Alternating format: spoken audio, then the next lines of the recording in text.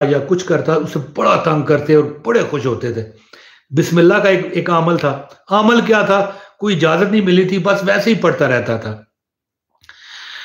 जा रहा था, थक गया, बैठ गया और नींद आ गई। दरख्त से टेक लगा के सो रहा है, सो रहा है, सो रहा है।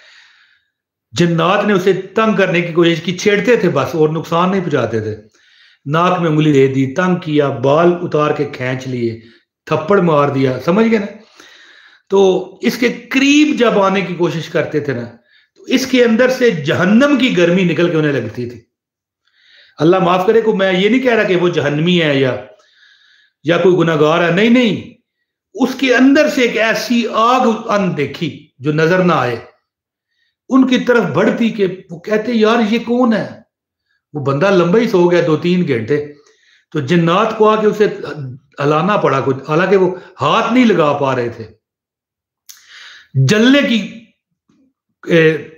किनारे पर आ गए थे वो उसके होते हुए, यानी ये मौजूद था। तो किसी तरीके से उन्हें जगाया और इंसानी शक्ल में जो है ना उनके पास हाजिर हुए और कहने लगे कि भाई तू कौन है?